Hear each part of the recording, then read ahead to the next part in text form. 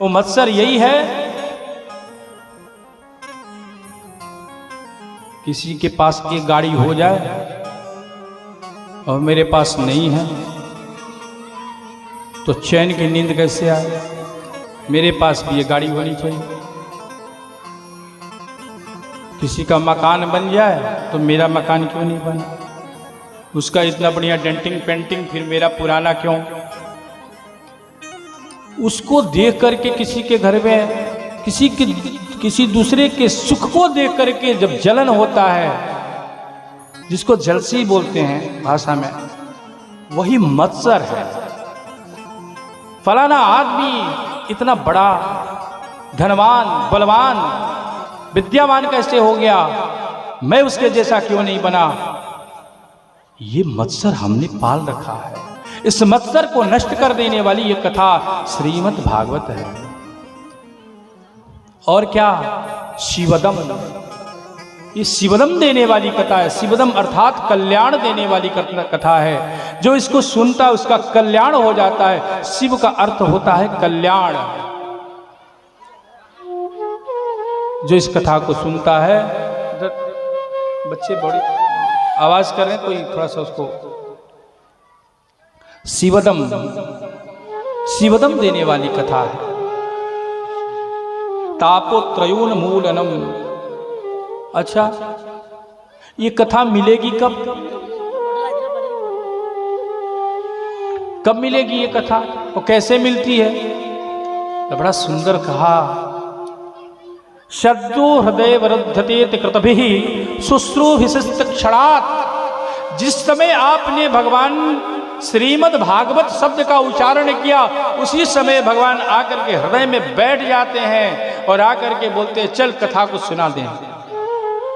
ये उस दिन शोभा यात्रा निकली। शोभा यात्रा करने वाले को तो भगवान भागवत के पुण्य का प्राप्ति हुआ, पर शोभा यात्रा का दर्शन करने वाले भी पुण्य के प्राप्त के भागी बन गए।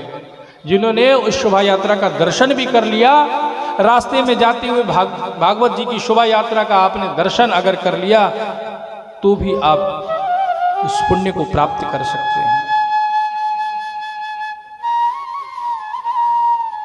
शुश्रूभिशिष्ट क्षणात्, उसी समय तत्क्षण ही भगवान आकर हृदय में अवरुद्ध हो जाते, बैठ जाते हैं। और तीसरे श्लोक में कहा, निगम कल्प तरोर गलितम फलम शुकमुखात् द्रवम मृतस्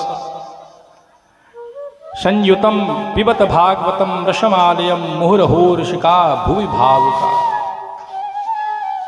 भागवत जी के बारे में करें, भागवत क्या है, तो भागवत क्या है, तो निगम कल्प तरोर गलितम फलम। निगम कल्प, वेद वेदांत शास्त्र पुराण का परिपक्व फल, पका हुआ जो फल है, वही श्रीमद् भागवत है। निगम कल्प तरोर गलितम गलितम फलम। स्पष्ट कह दिया, ये वैसा वैसा फल नहीं, कच्चा नहीं है, आधा पका आधा कच्चा वाला भी नहीं है, पूरा कच्चा भी नहीं, एकदम परिपूर्ण जिसको पका हुआ कहा जाए। और इतना भी पका हुआ नहीं है कि पिलपिला गया है, एकदम परिपूर्ण जिसको खाने में आनंद आता है, वैसा पका हुआ फल। निगम कल्प तरोर गलितम फलम शुकमुखात् द्रव। और इस फल को के मीठा, और ये फल इतना मीठा है कि इसको जो पी ले, जो खा ले, वो आनंद में भर जाएगा। किसी ने कहा, क्या प्रमाण है ये इतना मीठा, कहा कि शुकमुखात् द्रव। इस फल को शुक ने अपने तोते से उचिष्ट किया है। तोता उसी फल पे चोंच मारता है जो फल मीठा होता है, या फिर ये सोच लो, जिस फल में तोता चोंच मार दे वो फल अपने आप ही मीठा हो जाता है। और इस फल में तोता ने चोंच मारा, और वो कोई साधारण तोता नहीं, शुकदेव रूपी तोता ने इस फल में आकर अपना चोंच लगाया है। इसलिए फल मीठा है, पका हुआ है, परिपूर्ण है।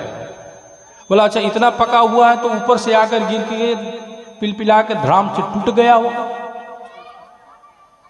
बोला नहीं, सखा से सखा पर आते हुए धीरे धीरे स्नेह स्नेह ये नीचे आया है, इसलिए इसके फटने का टूटने का सवाल ही नहीं उठता है। सबसे पहले भगवान के मुख से ये कथा निकली और इस कथा को सुना ब्रह्मा ने, और ब्रह्मा से फिर नारद ने, नारद से फिर व्यास जी ने, और व्यास जी से फिर सुखदेव ने, और सुखदेव से परीक्षित ने, और परीक्षित आदि के सहित बैठे हुए 88,000 ऋषि, और वहाँ उसके बाद शौनक आदि ऋषि। इस तरह से धीरे धीरे होते होते शखा पर शखा होते हुए ये कथा आई है। इसलिए इस कथा के, इस फल के फटने टूटने का कोई सवाल ही नहीं उठता। अच्छा, पिबत भागवतम रसमालयम, पीवो, ये खाने का चीज नहीं है। बोले फल भी कोई पीता है क्या? बोला हाँ पीता है ना। जिस फल में अब कोई गुठली न हो उस फल को तो पिया ही जाता है महाराज। इसको तुम मुख से लगाओ और एक बार चुचक लगाओ कि मुख में अपने आप ही इसके सारे रस भर जाते हैं। ये पीने के लिए है, खाने का सूंघने का चीज नहीं है। भागवत क्या है? पीने का है। क्यों? क्योंकि रस है इसमें। भागवत रस है, रस रूपी है। रसो वही सह, भागवत जी के लिए कहा गया रसो वैसह, संपूर्ण रस भरे हुए हैं इसमें। अच्छा, कितने बार पिए? तो इतने बार पियो कि पीते पीते तुम भी स्वयं रस बन जाओ। रसमालयम मुहुर्हु भुवि, कौन कौन पीवे? प्रश्न ये भी उठता है, किसको किसको पीना चाहिए तो किसको किसको नहीं पीना चाहिए? तो कल भूवि भाव, रसिका भूवि भाव का, हे रसिको, हे भाव को आओ और पीवो। तो किसी ने कहा सिर्फ रसिक ही पी सकते, भाव की पी सकते, बाकी नहीं पी सकते क्या? बोले रसिक भाव को तो बुलाया गया क्योंकि रसिक जो होते हैं कथा के, जो रसिया होते हैं, जो भावुक होते हैं, वो तो इस कथा को सुनकर के तृप्त हो जाते हैं। बाकी और भी लोग सुने तो भी तृप्त हो सकते हैं। अच्छा, कैसे? बोला देखो किसी को प्यास लगा हो खूब जोर का और उसके सामने एक गिलास रख दो जल का, बोलो पी लो महाराज। कितना आनंद से उस जल के को एक बार मुंह से लगाएगा, गड़गड़ गड़गड़ गड़गड़ पी जाएगा। और कोई खूब पानी पी के आया, उसके सामने गिलास रख दो तो क्या करेगा? अब पानी पीने की इच्छा तो है नहीं, अंदर से परिपूर्ण है, फिर भी पानी के लिए आप बार बार आग्रह कर रहे हो, तो आपका मन रखने के लिए धीरे धीरे 1 2 3 4 5 उसकी लगा लेगा, फिर गिलास को रख देगा आगे। तो ये कथा किसके लिए? जो रसिक है, जो भावुक है, वो तो आके पूरा एकदम एक बार में गड़गड़ गड़गड़ पी जाते हैं। और जिनको इसका प्यास नहीं लगा, जिसको इसका आनंद नहीं आया, वो भी इस कथा में आते हैं और बैठते हैं, पीते हैं, पर धीरे धीरे पीते हैं। इसलिए कहा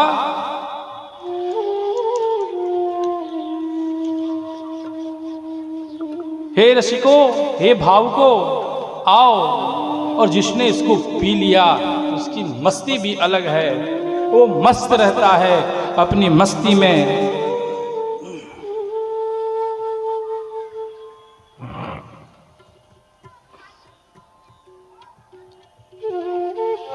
और आनंद में गाता है,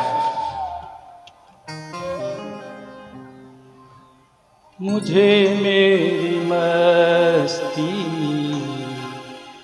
कहाँ लेके आई, मुझे मेरी मस्ती कहाँ लेके आई, मुझे मेरी मस्ती कहाँ लेके आई, मुझे तेरी मस्ती कहाँ लेके आई।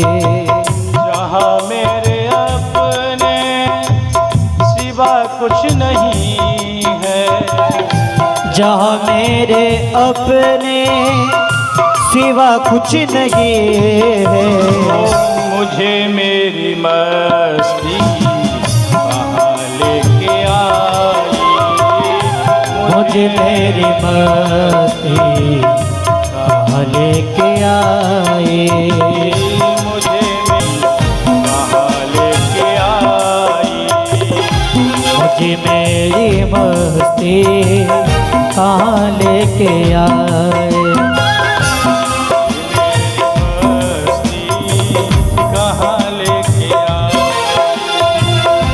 जहाँ मेरे अपने सिवा कुछ नहीं, जहाँ मेरे अपने सिवा कुछ नहीं, मुझे मेरी मस्ती कहाँ लेके आए। मुझे मेरी मस्ती कहाँ लेके आए। जय हो। सभी ताली की सेवा करते हैं।